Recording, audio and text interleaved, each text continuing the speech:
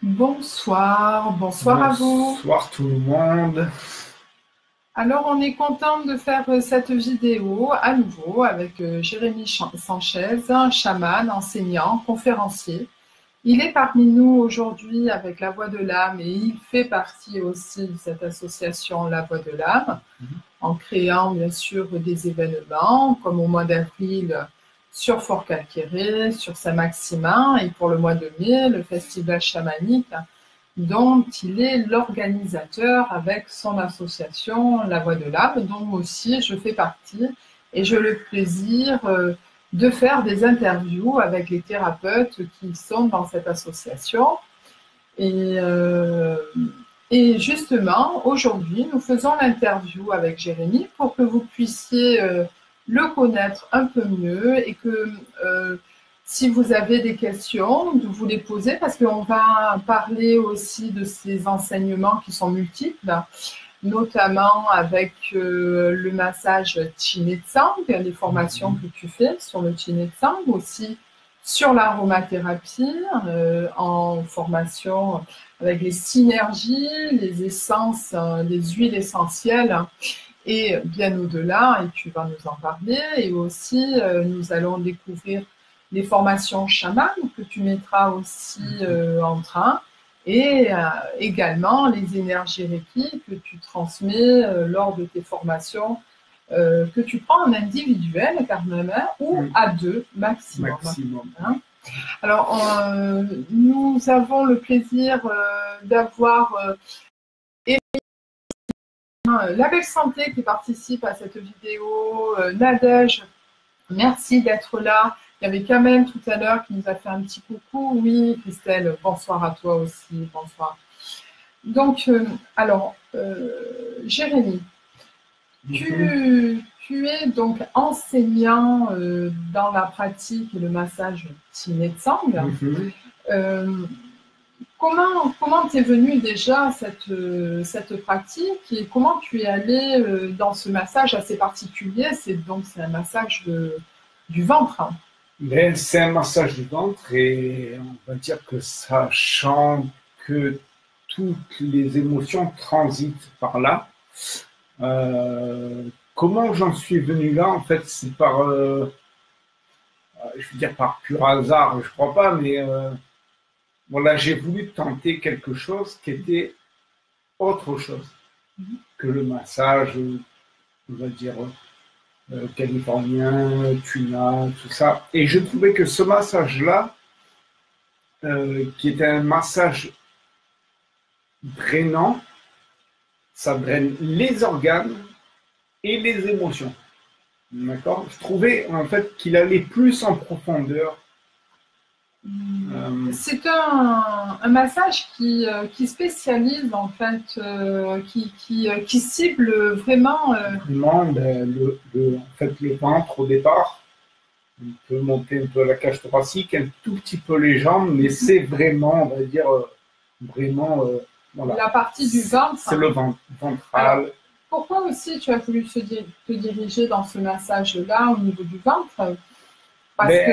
Parce que, on va dire, j'étais en recherche et quand on sait que 85 à 90% des maladies sont d'abord émotionnelles, partent donc des émotions. Des émotions en fait de la tête. Et se logent dans les organes. Donc on va dire que chaque organe capte une émotion particulière. D'accord. Et donc j'ai trouvé ça super génial. Ça voudrait dire que, par exemple, si dans mon émotion de colère, je vais être en colère sur une situation, elle va aller cibler un organe dans mon ventre? Le foie directement. Le foie qui justement va capte la colère. Engorgé par cette émotion. C'est ça. On va dire, entre les émotions mal gérées, la nourriture, qui n'est pas top en ce moment, enfin certains oui, mais d'autres, on va dire, ne mangent pas correctement. Et on va dire que le foie est le plus grand filtre du corps. Donc, ça, voilà, entre la nourriture, le mode de vie, les émotions, eh ben, tout de suite, on va dire que, pratiquement 100% des gens que j'ai eus, ça a été le foie d'abord en premier. C'est le grand filtre qui absorbe toutes les émotions. C'est le plus grand filtre. Hein. Et grâce à ce massage, donc le Chinesang, où tu vas aider à drainer, comment ça se passe? En fait, j'aide à drainer. Est-ce que ça fait mal? Tu l'as vécu? Ça fait pas mal. Alors voilà. Ça fait bizarre, il y a plein de bruit. C'est ça, et puis surtout émotionnellement, comment on se sent. En fait, je vais prendre ça comme ça, mais c'est comme si j'aidais la personne à se libérer. Alors autant elle va le sentir physiquement parce qu'après le circuit se refait et des émotions s'échappent et les personnes le sentent parce qu'en général elles ne ressortent pas comme elles sont venues. Oui. Parce que à la fois, comme tu draines les émotions, que tu les aides à passer au lieu de stagner en fait sur les organes, et c'est là où c'est vraiment nocif pour notre corps et notre mode de fonctionnement. Parce que du coup, quand le circuit fonctionne mal, qu'est-ce que ça provoque? En fait, ça provoque des maux dans le corps. D'accord. Je veux dire, bon, après, il faudrait vraiment rentrer dans des exemples précis. Mais comme chaque personne est différente, une personne qui soit mange mal ou une mauvaise hygiène de vie. Une mauvaise hygiène de vie, les émotions, elle ne sait pas trop, donc elle conserve. Et on va dire que ça se cristallise au final dans le corps. Donc après, voilà, comme chaque personne est différente, automatiquement, chaque personne va ressentir dans son corps différemment. Voilà. Donc, on ne peut pas faire une généralité là. Tu pratiques ce massage et en plus tu l'enseignes, je l'enseigne. Parce que c'est une technique qui va bien au-delà du massage, par exemple le massage californien, le massage ayurvédique ou les Tuina, etc. C'est d'autres techniques qui aident à faire circuler en fait au niveau du corps, mais là tu cibles vraiment le ventre qui est comme on dit. On dit le deuxième cerveau, mais moi je fais plus, c'est le premier. Donc bon après, voilà, ça c'est des choses que, on va dire, c'est des choses que moi je dis, pour moi c'est cette vérité-là, c'est-à-dire que ça commence d'abord par là. Et après, voilà, j'inverse. J'inverse. Quand il y a beaucoup de monde qui ont la maladie qui s'appelle la fibromyalgie, il y a 30% des femmes, et même les hommes peuvent l'avoir. Et souvent, on préconise justement ce massage Chinesang.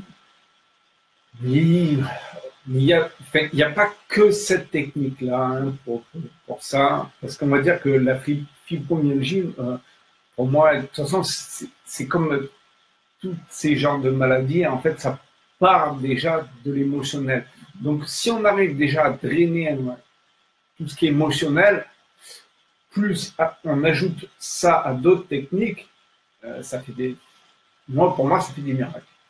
Alors, beaucoup de spectateurs nous ont rejoints lors de cette vidéo qui vient de débuter. On vous dit bonjour à Edith, Nathalie, Rico qui est là, Spéno, Camille qui vient d'arriver, Delphine Kéruel qui dit très hâte d'apprendre ce massage. Oui. Elle fera parmi tes enseignements avec le massage Chinesang. Elle sera là aussi présente avec d'autres personnes. Nat, merci d'être là et de suivre ce live. Je voulais aussi te demander, la maladie amène à obstruer les organes et congestionner donc l'abdomen. C'est pour ça que ce massage Chinesang est important, mais celles-ci viennent de quelles circonstances, ces maladies? Ça viendrait d'où? Moi, je pense que c'est comme on parlait, ne serait-ce que cet après-midi, tout ce qui est des papillomavirus, toutes ces choses-là. Les papillovirus, oui, il y a beaucoup de personnes qui l'ont. C'est, on va dire, 85% de la population là, oui, mais ne la déclenche pas. suite à un choc émotionnel, paf, ça part de là. Et on va dire qu'avec cette technique-là, on arrive à apaiser. On ne la fera pas partir, mais on la soulage. Le papillovirus, c'est un peu, tu m'as expliqué cet après-midi, c'est un peu comme l'herpès en fait. Une fois qu'on l'a. Ça fait partie de ces virus-là. Ouais. D'accord, voilà, alors, une contrariété, un choc émotionnel va faire que ça va le déclencher. C'est ça. C'est ça. Beaucoup de maladies sont déclenchées suite à un choc. Hein. On regarde le stress là, mais on prend les cancers, on prend les trucs. En fait, ces maladies arrivent suite à un choc, une grande partie. Donc, à un moment donné, voilà, il faut se demander à quel moment c'est arrivé. Il suffit de repenser un petit peu, on se dit, ah, mais tiens, il s'est passé ça. Et là, on comprend la circonstance qui a fait que ça nous a bloqué au niveau du mental et on est resté sur l'émotionnel. Au-delà de ce massage kiné de sang que tu enseignes, tu fais aussi des formations en aromathérapie et avec ces huiles essentielles. Justement, en rebondissant sur ce que tu dis sur les chocs émotionnels, il y a des techniques, oui, on peut se faire masser avec cette pratique kiné de sang, mais parfois, avec l'aromathérapie, les huiles essentielles… Eh bien, en fait, moi, durant ce massage-là, j'utilise l'huile essentielle. C'est pour ça qu'au final, je forme un petit peu à ça aussi, parce que je me dis, bon, on peut prendre des huiles en supermarché, en hypermarché, en magasin bio, enfin peu importe, mais il est bon de connaître un petit peu les huiles essentielles, parce que justement, ça va apporter, donc on va travailler en synergie. On sait que l'huile essentielle, elle a un côté de travail physique, mais il ne faut pas oublier que l'huile essentielle travaille sur tous les plans. Et sur tous les plans, ça veut dire… C'est-à-dire qu'elle travaille aussi l'émotionnel.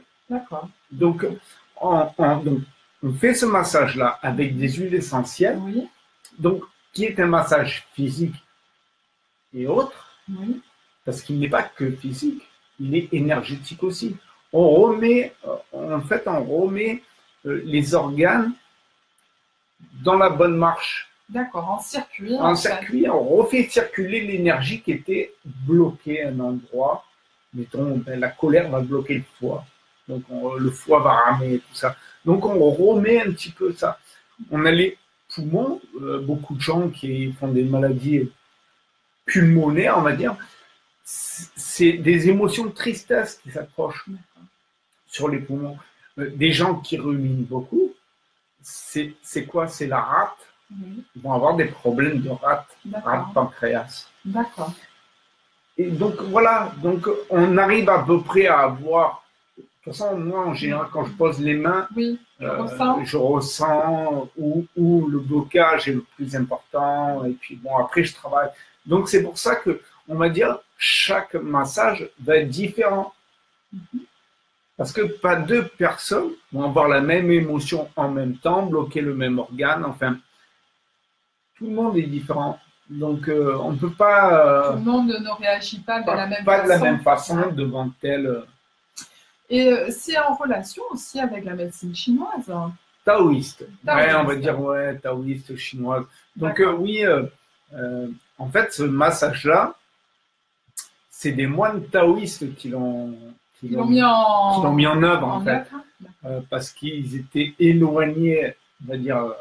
de la populace, en fait, éloignés dans des des temples, voilà, et puis comme ils étaient seuls l'hiver, et qu'ils n'avaient pas accès aux médecins ou à la médecine, entre eux, ils se massaient. Et de là est sorti le Qigong, en fait, un protocole, voilà.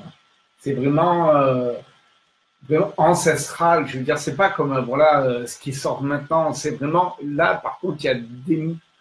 Oui, carrément, on va dire, il y a je ne sais pas combien de millénaires de recul là-dessus. C'est comme la médecine chinoise. Oui, sachant que ce massage aide aussi à drainer le côlon, le gros intestin, où il y a tous ces microbes qui stagnent si il y a congestion d'alimentation qui reste et qui n'évacue pas. Oui, mais donc ça peut aider à drainer. ces microbes, quelques-uns en a besoin. Oui, il y en a qu'on en a besoin. Quand on entend dire oui, mais alors il faut l'eau, il faut la boire, il neutralise tout. Oui. C'est pas bon. C'est pas bon parce qu'en fait, on habitue le corps à avoir que du 100% propre. Et le corps humain, c'est, on va dire, pour moi, c'est la plus grande usine qui existe sur la Terre. Ah oui, c'est quelque chose de phénoménal. Le corps est capable de créer même les médicaments, hein, si on va par là. En fait, le corps humain est capable il sécrète beaucoup d'hormones, on pourrait même dire beaucoup de drogues.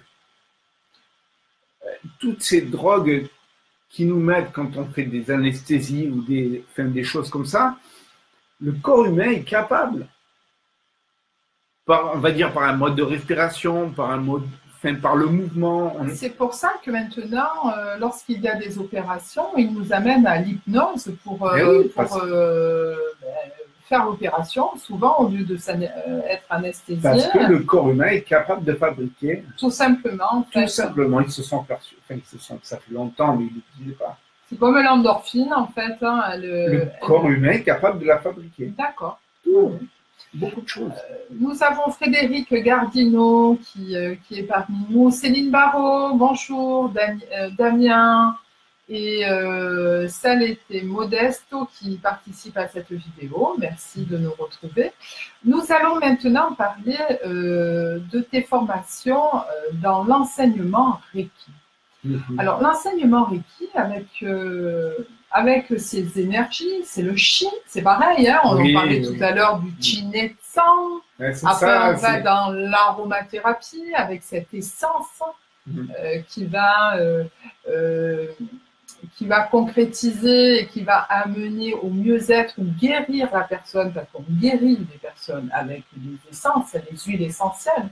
Oui. On guérit les infections, voilà, on guérit comme les rhumes, comme c'est les plantes. Hein, c'est les plantes, hein, c'est les synergies des plantes.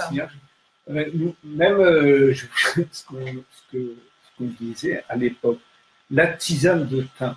Oui. La tisane de thym. Ils appelaient ça le thé des dieux.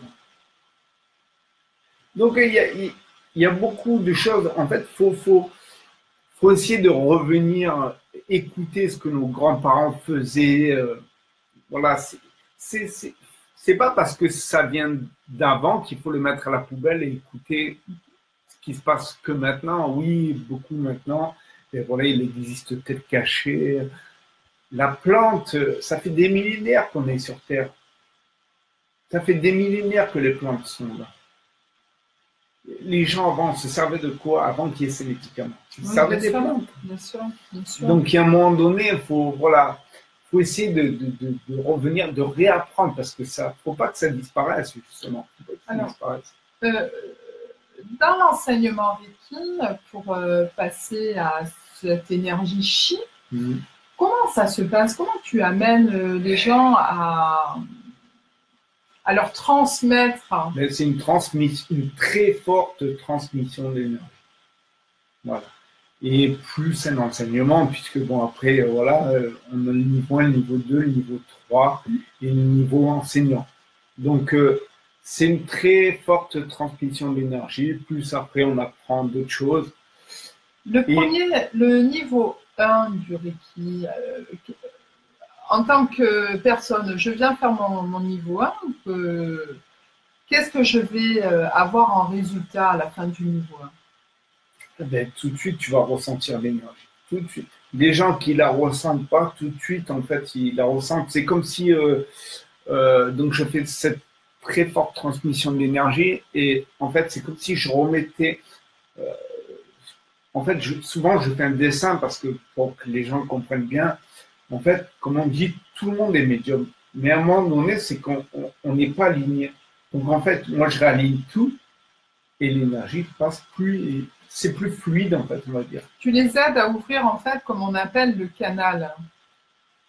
Pas que je l'aide à ouvrir, c'est que je le remets en place parce que, bon, on va dire qu'il part un peu à droite. Il peut être dispersé, suivant justement les émotions, la vie qu'on mène. C'est ça. Donc en fait, je réaligne le tout. Donc ça serait le niveau 1. Mais après le niveau 2, ça conduit après, justement, on rentre plus profondément dans le Reiki, on apprend des symboles, des techniques, voilà. Parce que le niveau 1, il me semble que d'abord, avant de pratiquer sur l'autre, on le pratique sur soi. Ah, mais à tous les niveaux. Et pendant 21 jours. À tous les niveaux, c'est ce qu'on appelle l'auto-traitement.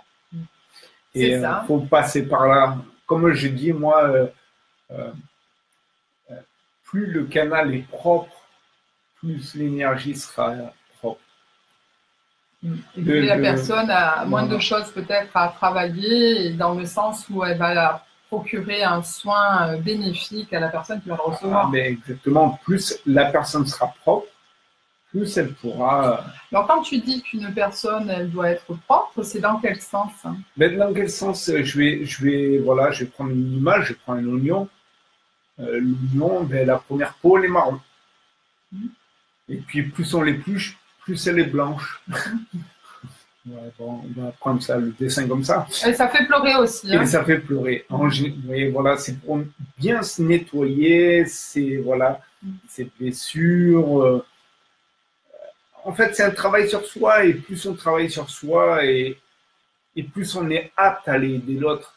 Si on ne s'occupe pas de soi, on reste comme ça, on ne pourra jamais vraiment aller aider l'autre. D'accord. Et après, avec le niveau 3, on devient praticien. On apprend le symbole du maître. Hein.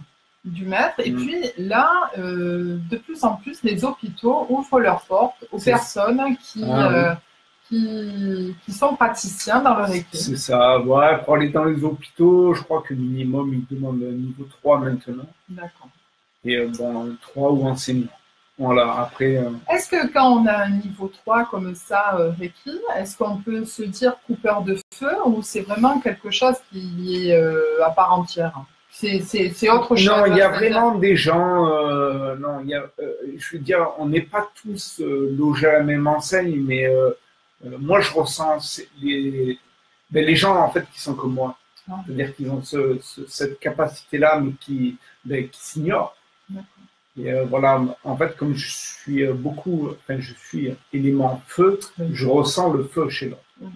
Et donc, voilà, j'arrive voilà, c'est des choses qui me appartiennent. Je t'ai vu pratiquer sur des personnes malades, en plus en utilisant des baumes que tu confectionnais pour eux avec des huiles essentielles.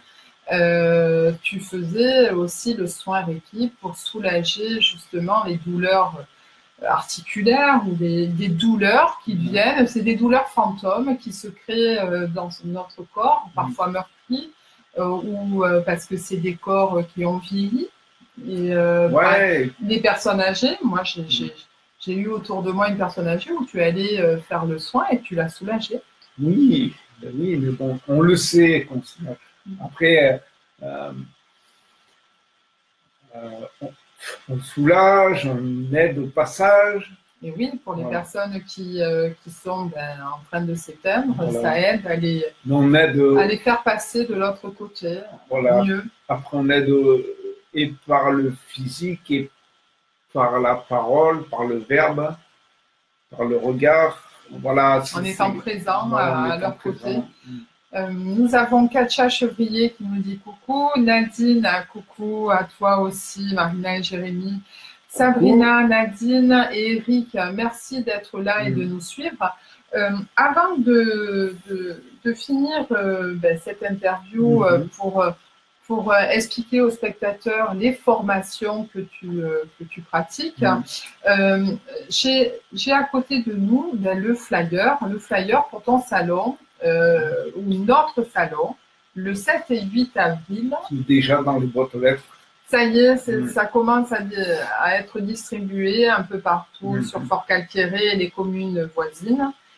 Voilà, donc je vous montre bien ce flyer et bientôt vous verrez l'autre flyer qui va venir incessamment sous peu pour le couvent royal pour les 21 et 22 avril où on concilie Et le bien-être, ou même nous, on l'appelle même le mieux-être. Le mieux-être à tout âge, parce que c'est des journées exceptionnelles où on essaye de faire une fusion entre le mieux-être et les seniors. Alors, c'est un peu embêtant de les appeler les seniors. Ouais, moi je trouve bon. Parce que figurez-vous qu'en France, nous sommes considérés comme des seniors à partir de 47 ans. Donc, se dire à 47 ans, je suis un senior, c'est un peu dur, hein, surtout avec la vivacité que nous autres, nous avons maintenant. C'est ça, hein, c'est vraiment mettre les personnes en boîte, moi je trouve. Hein, voilà, mais bon, c'est la société, elle pose des noms surtout. Alors nous, pour favoriser justement les seniors et le mieux-être, on organise justement ces journées. Pour que personne soit laissé sur le côté. Oui, parce que de tendre la main à son voisin, c'est ce qu'il y a de plus beau et d'ouvrir le cœur et de parler avec son cœur. D'autres thérapeutes qui sont autour de nous, que ça soit à Fort-Calquiéré, sur la commune de Hyères, que ça soit sur la commune du Bossé, les thérapeutes sont là à votre écoute et disposés pour votre mieux-être. Il faut y aller, il faut oser, il faut se dire que mon voisin, il est certainement dans le bien-être, j'ai un problème particulier physique, émotionnel, mental. Eh bien, juste à côté, c'est votre voisin, allez le voir et puis vous verrez que c'est pas d'aller le voir tous les jours, comme si c'était une obligation, mais ne serait-ce d'aller le voir une fois par mois ou une fois tous les 2 mois, ça sera un bienfait pour vous et votre mieux-être. Voilà, ça c'était un petit conseil de ma part. Alors moi, je voulais préciser que pour les formations Reiki, je prends une personne à la fois, voire 2 maximum. C'est pas que j'aime pas les groupes pour l'échange et le partage. Moi, enfin, ça s'est passé comme ça pour moi. Chaque niveau, mis à part le 1, je crois, j'ai tout le temps été tout seul. Parce que moi, je trouve que c'est se faire un magnifique cadeau. Donc, je respecte la personne qui vient faire son niveau et je lui dis, hein, c'est vraiment voilà, un énorme cadeau que tu te fais. Donc voilà, c'est pour ça que je ne prends pas les groupes ou 2 personnes maximum quand ils se connaissent très bien. Comme ça, il n'y a pas de peur de jugement de l'autre. Ah oui, mais lui, il connaît mieux ça que moi. Et tu favorises la transmission aussi. Du coup, voilà, c'est comme si voilà, la personne elle vient, se fait un cadeau et je lui donne tout. Alors, avant de nous quitter, je voulais parler aussi de Psio. Psio, ce sont des lunettes qui vous permettent de lâcher votre mental. C'est-à-dire que ça soit le massage Chin-Tsang, le massage californien, vous faites une petite séance de 10 minutes qui favorise le mental pour le calmer. Et à ce moment-là, vous faites un massage Chin-Tsang ou un massage californien. Je peux vous dire que vous repartez, mais alors tout propre. Et pour de nouvelles aventures, en vous mettant sur un autre point de vue, au lieu de souffrir et de vous acharner sur un sujet, du coup, ça vous permet de vous positionner et, sur un autre point de vue et de passer la vague moins turbulente, hein, comme un creux d'avion qui a pris le trou noir, au lieu de vous bouger un petit peu, au lieu d'aller juste en bas et que ça soit pénible à remonter. Voilà. C'était une petite parenthèse qu'on voulait faire sur ce matériel où le 18 mars, nous faisons une journée porte ouverte, de 14h à 18h justement, pour que si vous êtes intéressé d'essayer cette paire de lunettes, rendez-vous sur Fort-Calquiéré. Voilà.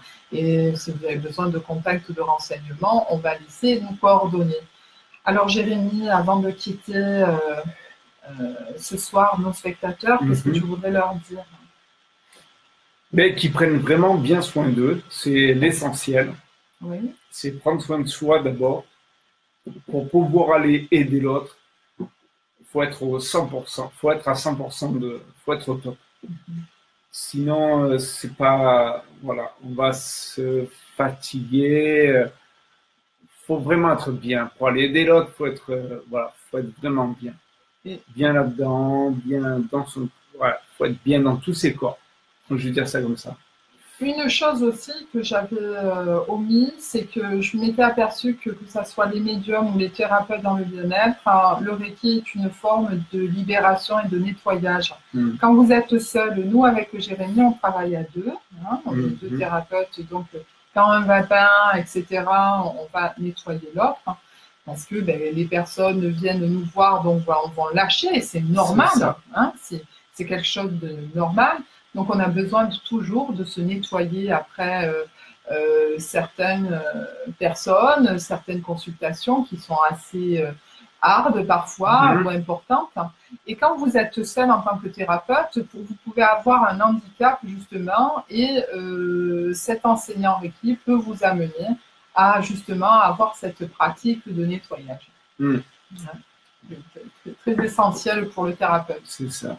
Parce qu'énormément, en fait, les gens prennent je ne vais pas dire le problème dans le mauvais sens, mais en fait, ils se lancent dans des choses et après, ils se disent « Ah, ben tiens, j'aurais dû me protéger. » Alors que, ouais, voilà, moi, je pense que apprends-toi déjà à te protéger avant d'aller jouer avec tout ce qui est énergie et tout. C'est mieux. C'est mieux. Bonne soirée à tout le monde. Allez, bonne soirée. Et on vous dit à bientôt. Vidéo avec Sonia, thérapeute, très prochainement. Bonne soirée. Bonne soirée. Au plaisir de partager ensemble.